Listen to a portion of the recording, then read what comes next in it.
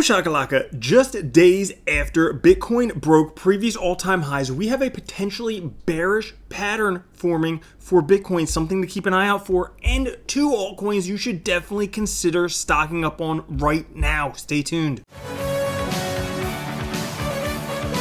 What's up everyone, Randall here from Crypto Love. Today's video, we're taking a look at potentially bearish pattern forming for Bitcoin, what you should consider doing if you're holding some Bitcoin right now. Two altcoins you might want to consider investing in. Before we get into that, guys, make sure to like, subscribe, click the notification bell. Also, come join us over on Twitter at the Crypto Love. And finally, special thanks to today's sponsor, Fox Finance, a self-staking token on the Binance Smart Chain, which awards token holders with 6% of every transaction. Fox aims to create the first true decentralized charity token by implementing an AI NFT marketplace that will automatically create and auction NFTs, then donate proceeds directly to charity without any third-party involvement. In the 3 weeks since their launch, Fox has already surpassed 17,000 holders, including 6,000 from their recent listing on CoinGecko. They've also released their first NFT contract used for charity auctions, virtually adopting Fox's and facilitating multiple advocacy campaigns, awarding their holders for performing acts of environmental awareness like planting trees and using metal straws. If you're looking for a great way to help the planet while you invest, you'll definitely want to check out Fox Finance. Click the link in the pinned comment and start investing today at foxfinance.io. Definitely a great way to give back through charities. Now guys, a couple days ago, Bitcoin had this head and shoulders pattern, which generally is very bullish. Afterwards, it broke through previous all-time highs, topping out somewhere around $65,000. Now it's starting to retrace, coming back down, and could find support off of the previous all-time high around $62,000. But if you notice here, this pink wedge that we have right here, an ascending wedge, oftentimes can be somewhat bearish, okay? It can actually lead the price to go down. Now, will this happen? We'll kind of have to take a look and see. I mean, if we take a look, Trading Shot here has actually looked at previous times this has happened in the recent past to see, is this generally a bullish or a bearish pattern for Bitcoin? And as you can see here, not only do these trends tend to bounce the price back and forth, but we can also take a look at the RSI as an indicator as well. Whenever the RSI is really high, we have the price coming down, really low, going back up. But taking a look here, November 2020, we have an ascending wedge. Bitcoin broke to the upside, 23.6% gains. August of 2020, ascending wedge, broke to the downside, 21.31% drop. May 2020, broke to the sideways, okay? Not much of anything right there, negative 14%.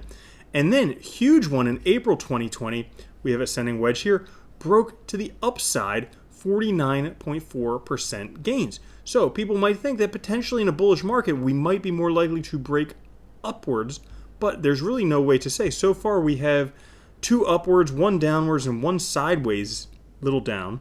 But we'll kind of have to see where this one plays out. I think overall there's a lot of general fundamentals in the market that are saying, hey, price is going to continue soaring, but we'll kind of have to see where that is going.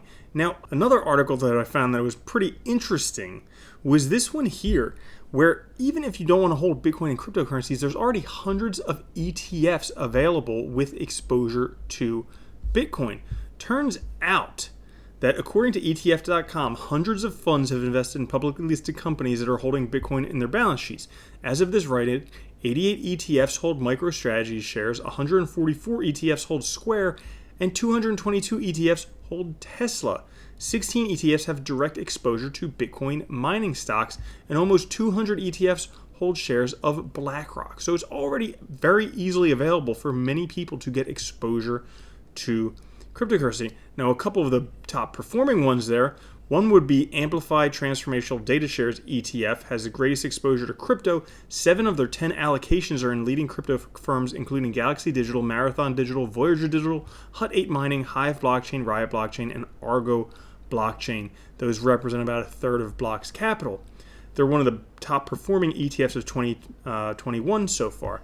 Now, the NASDAQ Next Gen Economy ETF is the only other crypto-exposed ETF that ranks among the top 100 ETFs by year-to-date performance when excluding inverse and leveraged funds. Furthermore, Vanguard Total Stock Index ETF is the ETF with the heaviest allocation in crypto-exposed firms. They currently represent $2.77 billion worth of Tesla, $478 million of Square, $29.4 million of MicroStrategy, and $11.38 million of Riot Blockchain, and $516 million worth of Blackwater. So as you can see, you can get a lot of exposure to crypto without actually owning crypto. And this article I found is absolutely, could be monumental for cryptocurrency. It turns out that as of today, the Reddit Wall Street Bets finally allows crypto threads within limits. So they're testing this out. They don't want all the crypto spam crap that shows up everywhere, like in my comments. But they are only allowing discussions about Bitcoin, Ethereum, and Doge. So inside of daily crypto discussion threads is not to burn everyone with crypto spam. All rules will still apply outside of the thread, but for now, please keep in the daily thread as we gauge if this is something that is right for their subscribers. So this could potentially significantly impact Bitcoin, Ethereum, and Dogecoin.